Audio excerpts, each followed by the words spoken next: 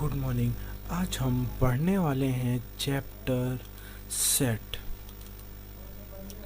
Set concept, जो कि 11th class का ये फर्स्ट चैप्टर है।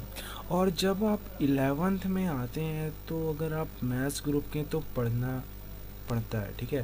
पर जेई के पॉइंट ऑफ व्यू से ये चैप्टर उतना इम्पोर्टेंट नहीं है। पर ये चैप्टर क्या है, कॉन्सेप्ट है। मतलब अगर आप ये चैप्टर पढ़ेंगे तो आगे कई चैप्टर आप कवर हो जाएंगे। जैसे आपकी प्रोबेबिलिटी हो गई 12th क्लास की, इसमें बेस्ड है। इस कारण एक मैं कह सकता हूँ ये कॉन्सेप्ट बिल्डर चैप्टर है, ठीक है। अब आगे देखते हैं।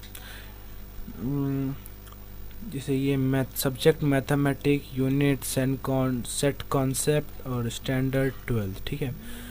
अब इंडेक्स मतलब क्या क्या हम इस चैप्टर में पढ़ेंगे। ऑब्जेक्टिव मतलब बेसिकली अगर हम कुछ भी कोई भी नई चीज़ स्टार्ट करते हैं तो उसमें सबसे पहला क्वेश्चन आता है व्हाई, क्यों, हम क्यों कर रहे हैं, तो हम ये चैप्टर क्यों पढ़ रहे हैं, why we study set concept. फिर डिफिनीशन, फिर उसकी प्रॉपर्टीज़ पढ़ेंगे, फिर सेट थ्योरी, फिर वेन डायग्राम, फिर सेट रिप्रेजेंटेशन, फिर टाइप्स ऑफ सेट, फिर सेट ऑपरेशन, ठीक है। अब सबसे पहले पढ़ते हैं ऑब्जेक्टिव। ऐसे हम कुछ भी नई चीज़ स्टार्ट करते हैं तो उसमें हम क्या देखते हैं, उसमें फ़ायदा नुकसान, और हम इस चैप्टर क्यों पढ़ें, क्या होगा, हमें इस चैप्टर से क्या मिलेगा, तो सबसे पहले वो समझते हैं। तो understanding set theory helps people to see things in term of system. वो हर चीज़ को हम लोग पढ़ने के बाद एक सिस्टम के रूप में देखने लग जाते हैं। मैं छुप जाता हूँ, मेरे को नीचे का स्पेस यूज़ करना है, ठीक है। देखिए, देखो, जैसे कि आपका एक कंट्री हो गई, ठीक है। वहाँ मानो डेमोक्रेटिक कंट्री है, वहाँ के सब पीपल कुछ रूल्स को फॉलो करते हैं, ठीक है। जो ये रूल्स फॉलो करे जा रहे हैं और ये कंट्री के लोग फॉलो कर रहे हैं, ये कम्प्लीटली एक सिस्टम बना लेते हैं, ठीक है। यही कहलाता है सिस्टम, जिसमें हम कुछ रूल्स नहीं, ये नहीं कि जिसका मन पड़ रहा है वो करे, नहीं, कुछ पर्टिकुलर रूल्स को ही हमको फॉलो करके आगे बढ़ना है, ठीक है। अब अगला है ऑर्गेनाइज थिंक इनटू ग्रुप्स। मतलब जितने भी बड़े मतलब बिखरे हुए चीज़ें उनको ऑर्गेनाइज करना, ठीक है। जैसे ऑर्गेनाइजेशन किसको पसंद नहीं है, ठीक है। जैसे मैं बात करूं मतलब ये पूरा आपका कवर्ड है, पूरी बुक्स ऐसे ही पड़ी हैं, मतलब कुछ भी ढंग से नहीं जमा, और उसमें से बोलूँ आप एक मैथ्स की बुक मेरे को निकाल को दो, इसमें आपको परेशानी होगी कि इसमें आपको परेशानी होगी। मतलब एक उसका है मैथ्स का, एक फिजिक्स का, एक केमिस्ट्री का, ठीक है। ये मैथ्स, ये फिजिक्स, एक केमिस्ट्री। अगर अब बोलूँ अब मैथ्स की बुक निकाल के दो तो अब सिंपल जाएंगे, एक बुक निकालेंगे मैथ्स की और मेरे को दे देंगे, तो उसमें आपको कम परेशानी होगी। इस कारण हम क्या करते हैं, थिंग्स को ग्रुप में जमाते हैं। अंडरस्टैंड लॉजिक, हर चीज़ के पीछे लॉजिक समझने में मदद करता है, ठीक है। अब स्टार्ट करते हैं डेफिनेशन ऑफ सेट। क्या है set? A set is a well defined collection of object. Set क्या है, एक वेल डिफाइंड कलेक्शन है ऑब्जेक्ट का। मतलब वेल डिफाइंड से मतलब ये है, पेज बना लेता हूँ थोड़ा। देखिए, वेल डिफाइंड एक इम्पॉर्टेंट है, well defined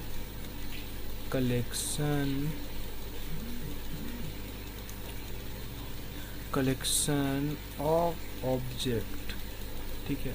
well defined collection of object मतलब इससे आप ये ध्यान रखिए, अगर एक पर्टिकुलर ग्रुप है, मानो एक 100 बच्चे मैंने लिए, ठीक है, और उनसे मैं एक क्वेश्चन पूछूं कि right prime number between 10 to 20, तो सबका आंसर सेम आएगा, ठीक है। सबका आंसर क्या आएगा, जैसे आपका 11 आएगा, 13 आएगा, 17 आएगा, ठीक है, और 19 आएगा। ये आपके प्राइम नंबर आएंगे। पर मैं पूछूं कि बताइए इंटेलिजेंट, सबके आंसर अलग अलग आएंगे। अब कैसे अलग अलग आएंगे, देखो, जो एक स्पोर्ट्स पर्सन होगा, स्पोर्ट्स पर्सन, उसके हिसाब से जो इंटेलिजेंट होगा, वो जो अच्छा स्पोर्ट्स खेलेगा वो इंटेलिजेंट होगा। अब मैं बात करूं किसी एक IITN की, अब उसके हिसाब से जो अच्छा पेपर सॉल्व या पढ़ने में मैथ्स अच्छा होगा वो इंटेलिजेंट होगा। अब बात करूं मैं म्यूजिशियन से, तो जो अच्छा म्यूज़िक बजाएगा वो उसके हिसाब से इंटेलिजेंट होगा।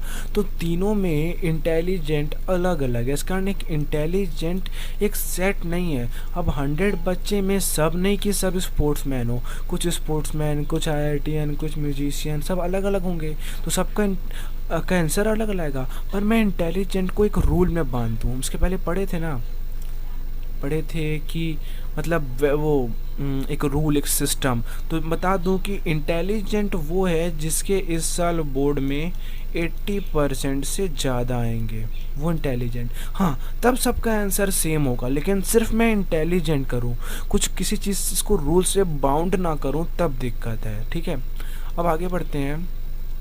Individual object in set are called element, मतलब जो इंडिविजुअल ऑब्जेक्ट है उसको हम बोलते हैं एलिमेंट। जैसे collection of even number between 10 to 20, देखो जैसे कि मैं 10 to 20 इवन नंबर की बात करूं तो होगा आपका 12, 14, 16, 18, इतने हुए ना।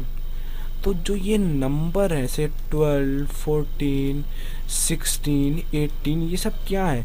ये सब सिंगल एलिमेंट जो एक सेट के अंदर होते हैं, इसको हम बोलते हैं एलिमेंट। जैसे कलेक्शन ऑफ फ्लावर और बोकेट, जैसे एक बोकेट है उसके अंदर बहुत सारे फ्लावर हैं, ठीक है, बहुत सारे फ्लावर हैं, उस अगर मैं उससे से एक फ्लावर निकालूं तो वो उसका एलिमेंट हो जाएगा। ठीक है, अब आगे बढ़ते हैं प्रॉपर्टीज़ ऑफ सेट। ठीक है, अब समझते हैं प्रॉपर्टीज़ क्या है सेट की। तो set are denoted by capital letter. देखिए कैसे, क्या है, देखो अगर मैं कोई भी एक सेट, अभी पढ़ा है हम सेट को कैपिटल लेटर से लिखते हैं, और उसको एक ब्रेसेस या फिर करली ब्रैकेट के अंदर, इसको CU करली ब्रैकेट के अंदर लिखते हैं। ठीक है, करली ब्रैकेट के अंदर लिखते हैं। जैसे मैं भी बात करूं कि इवन नंबर 10 से लेके 20 तक लिखो, तो सबसे पहले इसको हम लिख देंगे सेट A है ये, तो उसको मैं लिखूंगा ऐसे, जैसे कि set A equal to bracket लगाऊंगा, फिर जितने भी एलिमेंट होंगे उसको लिखूंगा, जैसे कि 12, 14, 16, 18, फिर बंद कर दूंगा। तो ये आपका हो गया रिप्रेजेंटेशन ऑफ सेट। सबसे पहले कैपिटल लेटर सबको डिनोट करना है, फिर जो आपसे कंडीशन दी है, जो आपको रूल दिया है, उस हिसाब से आपको उसके एलिमेंट बताना है। ठीक है, जैसे कि 12 हो गया, 14, 16, 18, और फिर ब्रैकेट में बंद कर देना है। ठीक है, ये है रिप्रेजेंटेशन ऑफ सेट। ठीक है, सेट नोटेशन कैपिटल लेटर से करते हैं, A, B, C या फिर D, और उसके अंदर जो एलिमेंट है, जैसे कि इसके अंदर एलिमेंट है, इसको मैं लिख दूंगा A, इसको मैं लिख दूंगा B, इसको मैं लिख दूंगा C, इसको मैं लिख दूंगा D। मतलब जिसको हम रिप्रेजेंट करेंगे वो कैपिटल लेटर होगा, और जो उसके अंदर होगा जैसे एलिमेंट, उसको हम डिनोट करेंगे स्मॉल लेटर से। ठीक है, ये है perfect presentation of set. Elements जैसे बताया कि जो उसके अंदर होते हैं, जैसे ये फॉर एग्जांपल ये हो गया, तो ये क्या हो गए, आपके सारे एलिमेंट्स हो गए और आपका ये सेट हो गया। ठीक है, अब पढ़ते हैं if x is a element of A। जो ये पोर्शन है उसको हम देखेंगे अपने नेक्स्ट पार्ट सेट्स के। अभी तक के लिए इतना ही। अगर ये वीडियो पसंद आए तो लाइक कर दें, शेयर कर दें, सब्सक्राइब कर दें। Thank you. और इसके अगर आपको इसके नोट्स चाहिए तो हमारे टेलीग्राम में जुड़ें, जिसका है t.me/exam-edge।